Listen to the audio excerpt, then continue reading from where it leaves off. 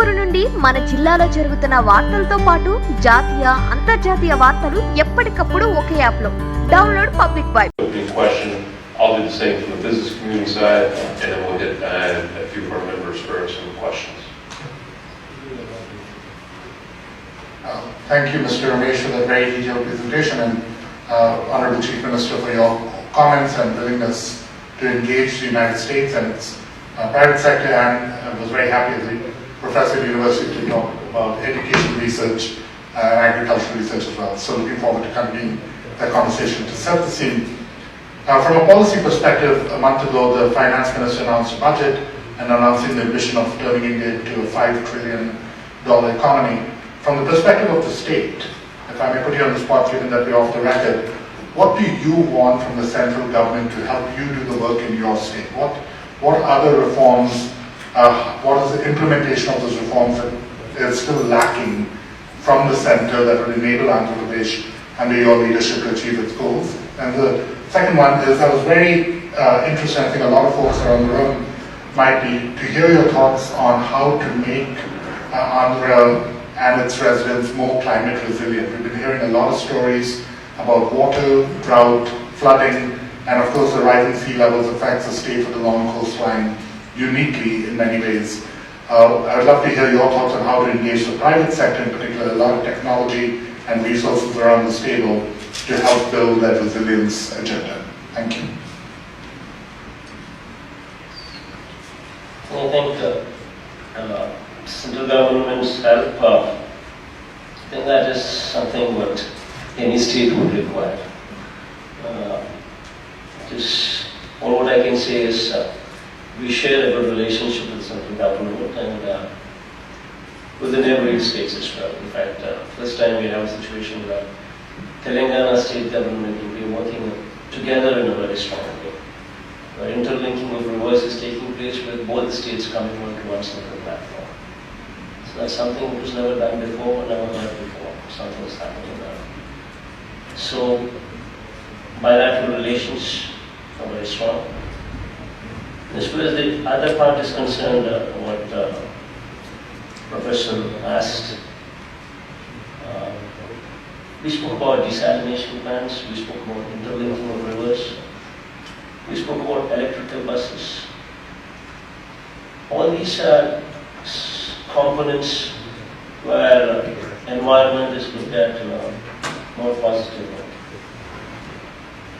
So phasing out of 11,000 and odd diesel buses and bringing whole of them into electrical mode, 1,000 buses each, I think will be calling for a global tender. So it's a very strong, sustainable BOT model what could be evolved, because the current road transport corporation of ours is already in existence. It's just doing it with the diesel buses. And per kilometer, the cost per kilometer on diesel works out around about 15 to 16 rupees. Whereas if the same were to be converted into electrical, it's just 1.2 units kilowatt hours, 1.2 units. So probably it could be 3 rupees. If wind energy also were to be brought into this, renewable energy were to also be brought into it. You can start out with 3 rupees per kilometer, and it could slide down to even 50 paise per kilometer as well. And to bring about profitability into this corporation, the entire the workforce, that is the drivers and the conductors, the workforce, we are absorbing them into the government so that this corporation could be cleaner. So this corporation need not be bothered about the recurring expenditure what would entail from the drivers and the conductors part of it. So by and large, this corporation now will become a very sustainable, strong financial model, which will help any big investment to come in a very big way. So this is a positive step towards cleaning up of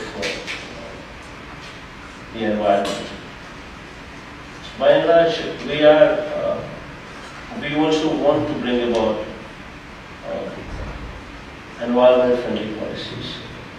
We want to bring about, we want to change this pollution policy also fast in a big way. We want to bring about certain professionals who have a lot of knowledge in this pollution, come and join us in a big way. So that, the moment I took over the reins, I just asked someone in the government handling pharma part of it, as to what the numbers officially were and what the numbers unofficially were. The toxic waste officially recorded is 30,000 tons. The unofficial records speak about 1 lakh tons. So the balance of 70,000 tons is either going into the sea or it's being burned into the air. So I just wanted, so we decided that we need to bring in certain professionals into this who have a lot of knowledge as to what they're talking about, especially in pollution. So we want to take care. We want to handle the entire procurement of waste so that it could be handled properly.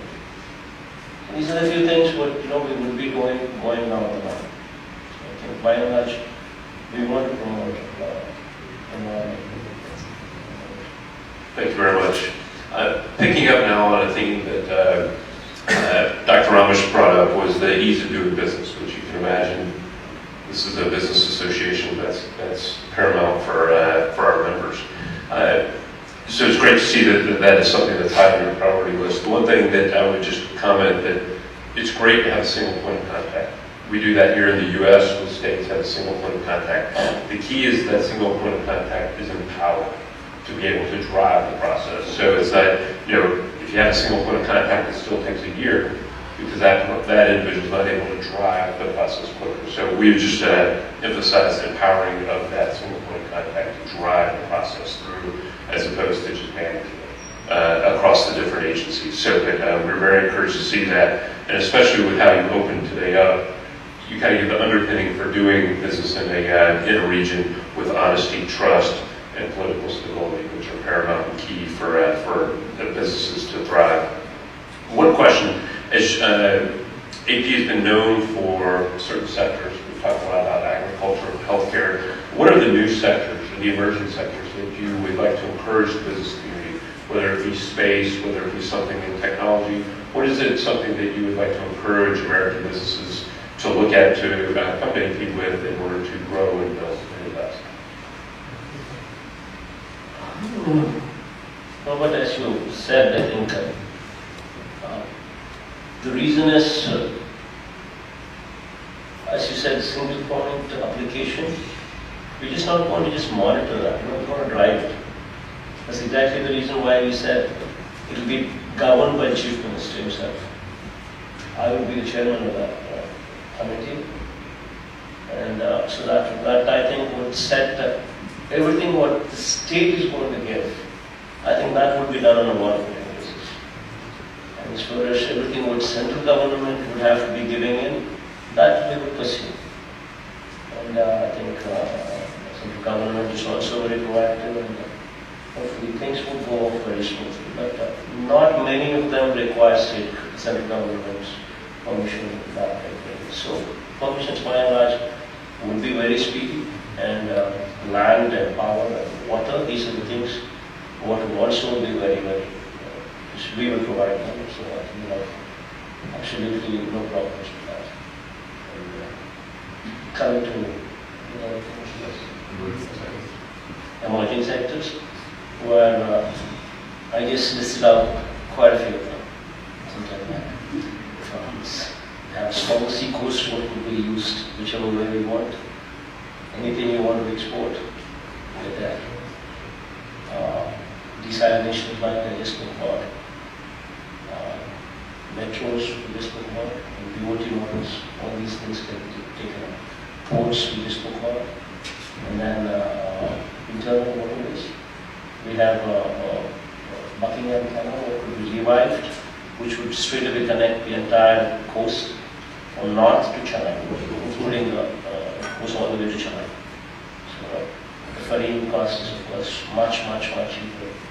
And taking anything out of the road and taking anything through the rail, fueling costs much cheaper. So that should be a phenomenally big project.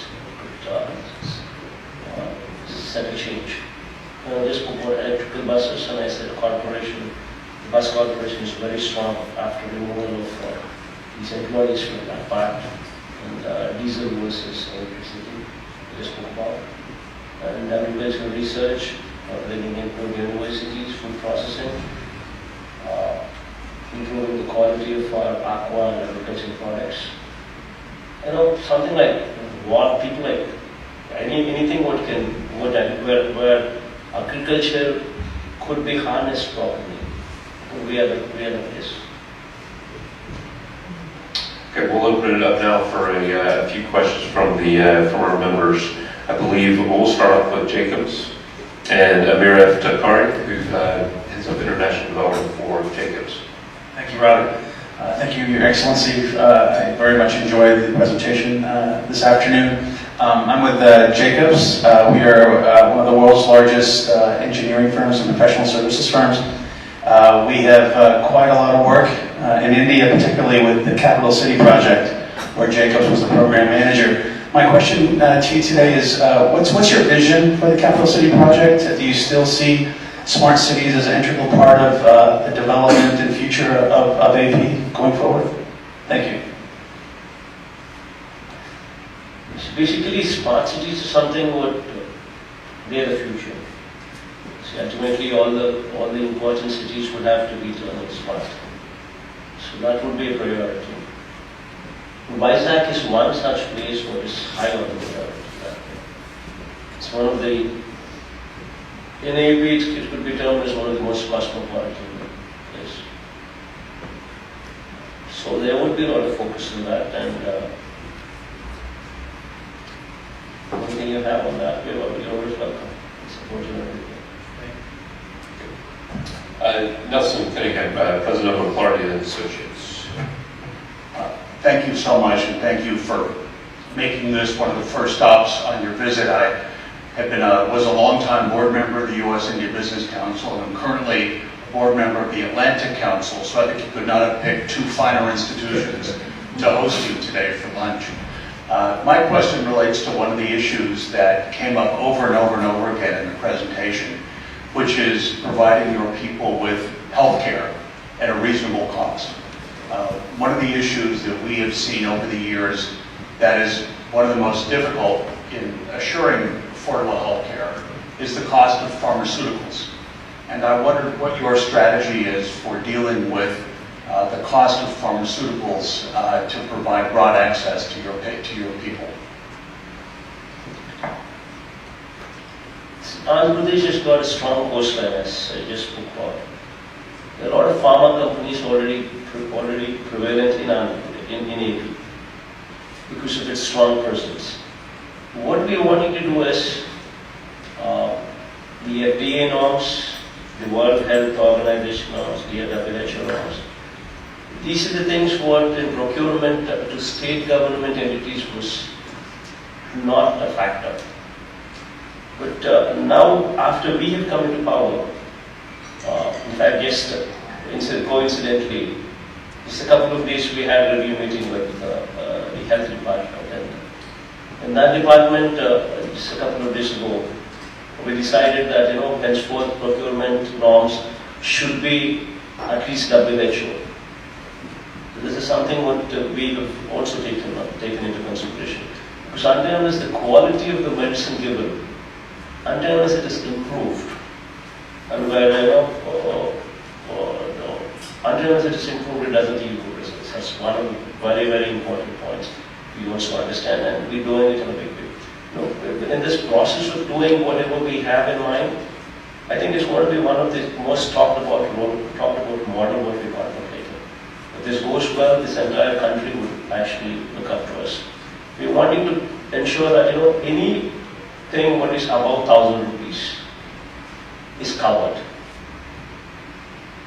So for that, we're making sure that the number of diseases what come under the insurance policy, that they're increased. The national policy speaks about around 900 or odd diseases. we wanted to take it up to 2,000. And then we wanted to improve the quality of our domestic internal hospitals. So every hospital we want to revamp them in a very big way, so that every hospital is to the standards, to the rest of the Indian standards what we have. We want to upgrade every hospital to that level. So we wanted to bring about all these changes. So hopefully in the next 3 years, thankfully with God's grace, hopefully we would like to see some changes going on. Right, okay, being cognizant of time, Chief Minister, what we'd like to do, we've got 3 quick questions. We'll call, get 3 parts up. If you'll name, company, quick question, we'll get them all 3 together, let you react to them, and then we'll make sure we're on time. Okay, does that sound good? So, ma'am, from KR just wanted to ask whether Andhra Pradesh would be open to for financing of infrastructure, like to make some BOT and things like that. Whether you would be open to approaching the international markets for masala bonds. Kerala has successfully done that for financing such infrastructure, and the first and only state to do that. So whether Andhra Pradesh would be looking at those models for financing infrastructure as well. Okay, thank you. Back to back. Thank you for coming. I'm Amana from Vicky. I just had a question about skills development, especially in light of your 75% reservations of in-state employees and how we can help upskill the workforce, especially as India is now trying to attract manufacturing jobs in IT and tech. So is that going to be government-led, or are you going to be working with the private sector? Thank you. Thank you. Steve. Thank you very much. Steve Jacobs, Philip Morris International. Not so much a question as an offer. We used to be a major purchaser of leaf in Andhra Pradesh, and I was listening to your comments about agrarian reform, and we would very much like to come in and talk to you about our ideas on how we can reform the production and marketing system that would bring greater farmer income and value through good agricultural practices to the farmers in A&E. Be open to that. We'd like to talk to you about it. Great. Thanks very much, Steve. So we've got one on finance and worker development.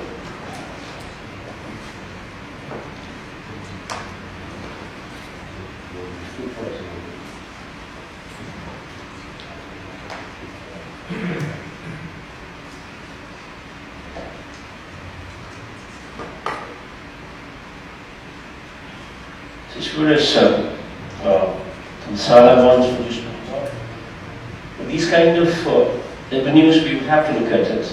Every avenue what needs to be looked into where cheap financing is available, the cost of the funds are low. I think that all those areas would have to be looked into. So I think even P.V. Ramesh himself, the background itself is he was REC chairman, Rural Electrification chairman, and he was finance secretary as well. So those kind of details, if you want to be, if you're interested, you could spend more time with all that particular details. As far as skill development is concerned, this is one area where we would have to focus on. So to begin with, if we're taking one parliament decision, we have 25 parliaments. We're taking one parliament decision and identifying one superior engineering college where the facility could be set up. And then in that facility, which would be funded by the state government, we would be involving the local industry, asking them what kind of skills they would require. Somebody is coming forward to set up a factory. We would ask them beforehand as to what are the qualifications that you require, what are the skills that you require. And we would be training them, training our children to suit their requirements. So it would be a combination of the local industry as well as the government, who would be imparting training in these colleges that we identify as a hub where training could be given.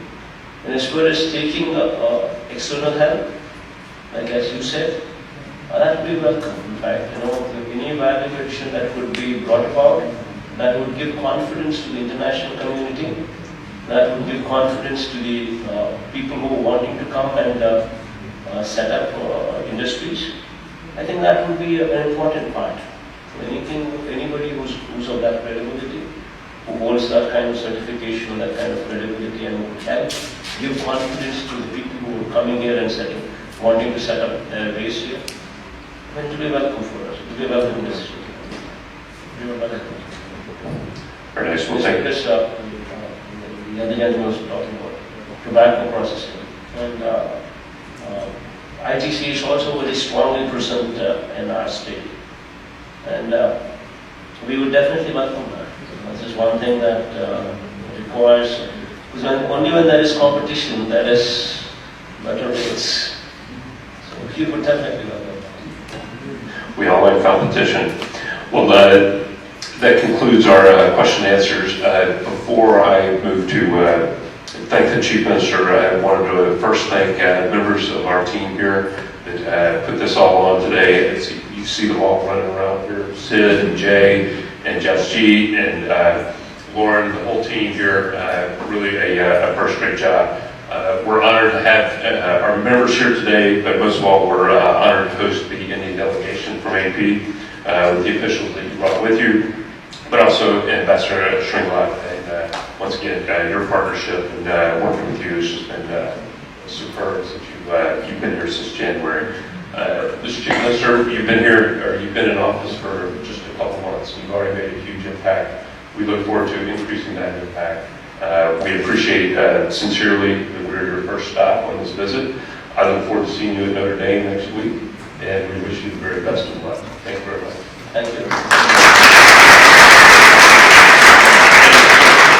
Ladies and gentlemen, security has asked that everyone remain seated while the Honorable Chief Minister exits, and then we'll depart.